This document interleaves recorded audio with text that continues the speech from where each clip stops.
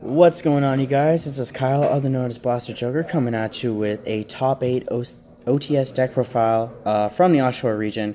Yesterday we wrapped up our championship tournament, and we have a first place Swiss player here who got top 8, unfortunately. Here we are with Mr. Javier Hernandez. What's up, guys? How you doing again? Doing pretty good. Tournament went well. I guess I had no complaints with the deck. It was just one misplay I had during top 8 against a Trickstar player.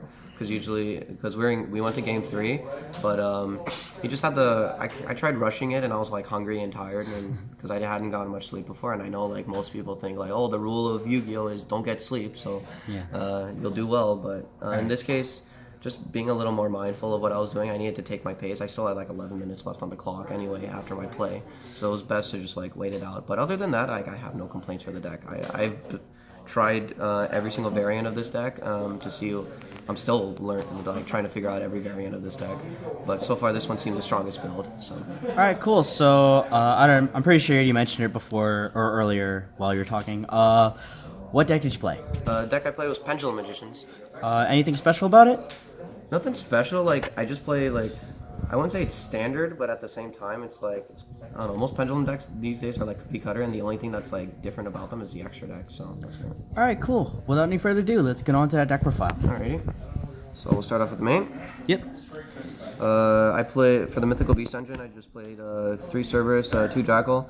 Cerberus, you just side out every game 2 and 3 usually, unless if you win game 1, you just side it out game 2, and then you put it back for game 3. And it really came in clutch, especially for those that had like destruction abilities. Using Master Cerberus to just like banish them and gaining the attack really pushed for OTKs, and also just like against the Salagram great matchup, banishing their Sunlight Wolf was like a really hard hitter for them, and they couldn't protect it with Bailings. So these are like the turbo cards, right? Pretty much. These are all like turbo cards, I suppose, to a degree. All right, cool. The next is the Darkworm engine. We have 3 Darkworm and 2 Gate 0. I never really bricked with the Gate 0, and for a card that I have, the reason I play 2, there's a spell in my deck that I use that usually like gets rid of 1, and so like I'll always have a second one in the deck, which really helps for when you Foolish and Shrine for your Darkworm. It's mostly just an extra extender, so you don't have to like, or it's a starting turbo card, so you don't have to like waste your normal summon. All right. Next is the Chronograph and Time Gazer package. Again, starters. Also, Sorcerer is also an extender to a degree for when you get it back with Electromite. So yeah, it's just 3 in 1. Time Gazer never really became a brick. I did draw it a lot, but I noticed at some points like I could just like I was able to use him somehow. So yeah. Next, for the last of the turbo cards, we have 3 Abyss Actor Curtain Raiser. I recommend playing 2 because you can just side. Usually I sided out the third one. I was just trying to get to Electromite as fast as possible, to be honest. And it's a good level 4. So let's say they had it against what was it? Salamangrades, because they're all kind of low attack point monsters. If he's the only thing on your in your field, then basically he gains 1100 and he'll become 22, so beating over a lot of their stuff. That's cool. Going into the Pen Magicians, 3 Harmonizing Magician, 2 Black Fang, 2 Purple Poison for the, I guess, I don't know what you want to call them, really, just like the level 4s, really. Inconsistency. That too. 3 is standard for this. Black Fang, I know a lot of people cut these 2 to 1 now, but 2 really, I needed 2. Like, I just needed high scales. I always noticed that as, like, for the resource management game, Purple Poison came in clutch and trying to, like, special summon off of Harmonizing for making Synchros and XYZs, so that's that. Next is kind of like the standard Magician extra stuff, is the 3 Wisdom Eyes to like tutor out your stuff, especially when it gets around to Ash Blossom. And then the 1 of Magicians are Dragon Pit and Shanka Magician. This is good against Trickstars or any light-based deck, but I mostly use it for like rank 7 material. And then Dragon Pit was really good this weekend, just because using Oath and Dragon Pit to recycle all your pendulums back to your hand, and then discarding off of Pit to just pop all their back row, like that was insane. Just being able to do that every single turn really like made people angry, I have to say. All right, cool. Next is for the the normal non-pendulum monsters. Basically, the card that everyone knows me for back in the States is 3 Miss Valley Apex Avians. pretty much like it's a solemn judgment on legs. There's nothing else I can say. It's a 2700. He's big boy, big bird slamming down doors right now. This I've had hand. I was what was it in my semifinal match? I was playing against Prank Kids. My opening hand was what was it? It was Scales, Jackal King, and Double Avian. And then I made my Electromite. He had no hand traps, thank goodness. And then I used Electromite's effect to get back my high scale, and then I had to draw off of it. I drew a third Avian before my Pendulum Summon. So That's crazy. Yeah, so I was able to pen summon 3 Avians, and at that point he just couldn't like outplay it. I had 4 negates on field, and then 1 Destrudo. This is more for the combo that I'm going to show you in the extra deck later. You'll understand why. He's a really good extender for synchros and link summoning. And then my tech main in the of the day, I guess, for the what was it? For the tournament was 3 Denko Sekka. So, is this mainly just because of the Salamangreat matchup for going second? It's mostly just because I knew this format's going to be very floodgate heavy. So for Guru Control, Altergeist, Salamangreats, yes, mostly because of the Roar and the Rage. And then there's one more deck I'm trying. Oh, and Trickstars for when they set their reincarnations and they don't shotgun you. What is it during the standby phase? And she was really good. Like just normal summoning her and having 2 extenders in your hand, like turbo cards. Like that's why she's safe for your normal summon because you can do everything without. Literally Master Service and a Chronograph get you to your Electromite with this on field, stopping them from like doing anything. It's really good, and it wastes their Veiler, so they have to play on this. Now up for the spells, I believe it's 38 monsters. It's like literally almost a full deck. Pretty much. Even without the spells. Literally. Next up for the spells, just 6 spells. 1 Shrine, 1 Foolish for the Destrudo and the Dark Worm. And Foolish is mostly if you try comboing off with a Black Fang Magician. You can like target their monster, pop it, and then because of the monster you send off a Foolish, special summon it back. And then 2 Paw Desires and 2 Pen Call. So why just 2 Pen Call? 2 Pen Call. I hate breaking with 3, to be honest. I've noticed 2 has always been the best number in my build. This is 44 cards. Same with the Desires. With the Gate Zeros, like I banish one of them mostly every game, but then I have the second one to get back with Dark Worm. And then you chose Desires over Allure of Darkness? Yeah, I understand, like, yeah, it's a neg 9. Yes, it gets you 2 cards, but at the same time, I feel with Allure, you're drawing into cards that if you can't, let's say I have 3 high scales, 2 Black Fang, a Harmonizing, a Jackal King, and an Allure, and I draw 2 more, and I activate Allure. I have to get rid of my, like, a combo piece that I already know that I won't be able to use, otherwise than using Desires, banishing 10, you know what they are, but not knowing in a way. So you can just draw 2 cards for free. Like, I consider, this gets you to 2 cards instead of Allure, where you have to waste 2 cards to get 1. This is basically like a +1 to a degree. That's mostly my reason. Okay, cool. And the Dragon Shrine is just because you don't want to burn on too many, right? Same. Like, I just played 1 Dragon Shrine, 1 Foolish. I tried 2 Dragon Shrine, and I just kept opening it too many times. All right, cool. So that's it for your main deck? Yep, that's main deck, 44 cards. All right, cool. Let's go on the extra. Extra deck, literally extra deck is entirely of 1-ofs. All right, so let's get to it. So, main man, 1 Electromite. Standard. Yep, 1 Borreload, 1 Borrel Sword. This is for the combo, but also just to push for game. 1 Deco Talker. This is going to get taken out for when Dual Power comes for the Heretic Link. So that's that. Just the higher links. Now for Guard Dragons.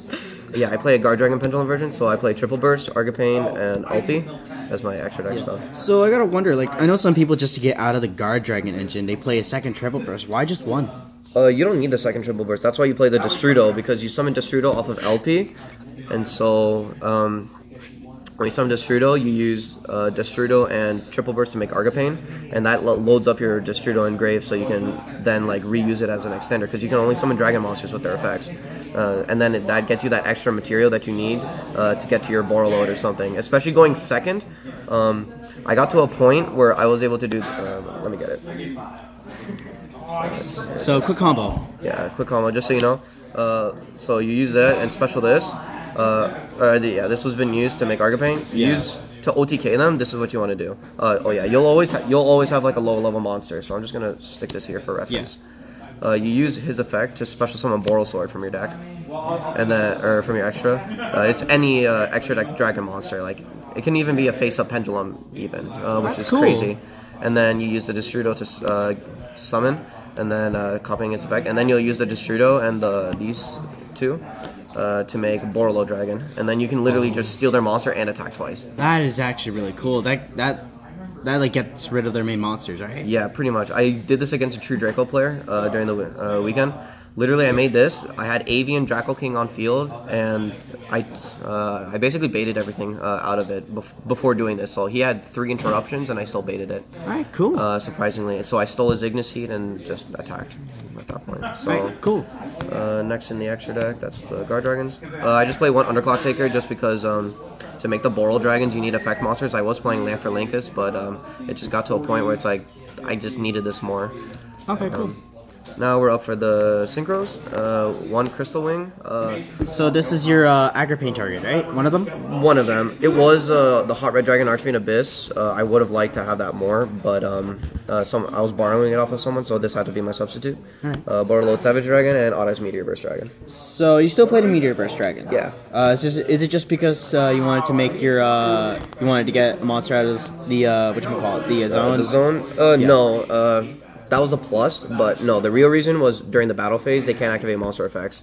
So against Salamangrates, they can't protect with the Bailings.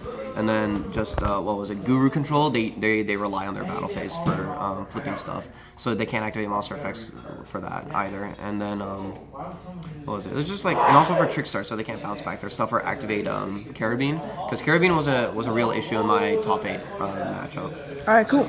So those are synchros. Yep, and that's it for synchros? Yep, and then the 1 Fusion Vortex, and then Absolute Dragon, Dweller, and Tornado Dragon as like the final 4 cards in the extra deck. So you don't play Dark Rebellion? Was it not necessary for I you? was playing it, but with the Guard Dragons, they themselves push you for that extra damage that you don't really like. Against the Thunder Dragons, you just steal their monster and use that to attack. And usually nowadays, Thunder Dragons use the Saryuja combo, so the Colossus you take from them is already going to be 2,900. That's big enough to like kill the rest of their field. So that's why you use the Boral Sword and the Borolo to do that. And Dweller was just, I took it out for Dweller mainly just because what was it? Dweller just destroyed, like I swear, destroyed, along with Denko Sekka. Dweller Sekka equals basically no play for Salamangrates. They normal summon, they add their card, and then they're done. Like, they cannot, like, stop that combo. And then Tornado Dragon was just, again, for the, mostly just for, like, the back row heavy decks, or when I play against, like, Trickstars or, like, Guru Control, I can just start popping their stuff. Yeah. It was just that mainly, yeah. Alright, cool. So is there anything... oh yeah, there's a side deck, right? Yeah, there is. Did you want to spoil that or not? Yeah, I'll really? spoil it. Alright, cool. I have a little secret tech in there, I Alright, guess. cool. Alright, and on to the side. Alright, I'm gonna save this for last. There we go. For board wipes, I chose to just one because I only own one, but at the same time I felt like I'm probably gonna cut this out because the deck itself is actually quite consistent on its own. I played 2 Lava Golem in a Sphere mode. Every time I sighted Lava Golem I would either never see it, or when I did see it late game, it lost me the game. So I'm actually gonna take this out for more like hand traps. Probably I'm probably gonna switch these for effect failures. Just 1 Sphere mode just because I only own the 1. So that was it. That was mainly for monster removal, but your main deck and extra deck usually take care of that quite easily. Yeah. Next, I used to main this, but due to the tournament I wanted to main Denko Sekka instead. Was 3 Ghost Ogre and Snow Rabbits. Relevantly, it's mostly for the cards that like activate on field, such as like all the extra deck monsters for the Salamangrates, like Sunlight Wolf and stuff like that, so it destroys it. 2 for Altergeist stuff for their spoofing and for their protocol. And secondly, what was it? When they activate the Boroload effect, what was it? But does that happen? I actually don't know if that. I remember there's whether a ruling on it or not. This happens on attack declaration or at damage step. No, it's damage step, so you can't do that. Never mind. But yeah, it was mostly for like stuff like that, so it just destroys stuff, which I really like. Oh yeah, for the Boral Sword, that's what this is for. When they attack, it gains half the attack, and then you just chain this and it destroys it. That's cool. It was mostly for the Boral Sword and just like pesky little like on-field effects. Next, I played 1 Prankatops. A lot of people play 3 or 2.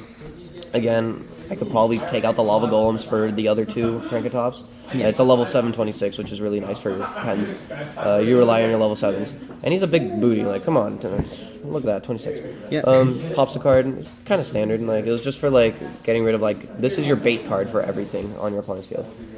And then as my spicy tech kind of is a 2 Amorphic Sloth right here.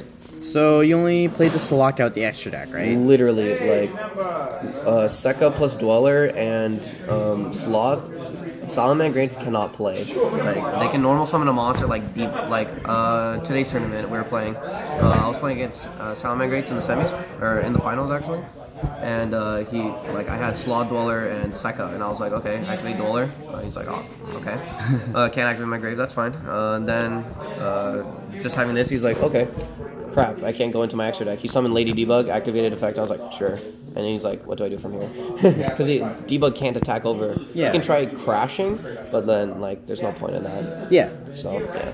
This really came in well, especially also against my Thunder Dragon matchup and my Prank Kids in the semifinals during the OTS. Okay. Dwellers, I also did that. Sekka, Dweller, and Sloth just, like, destroyed him. That's just crazy. Yeah. And then for spells, I only play two Silent Graveyards, just like an extra Dweller.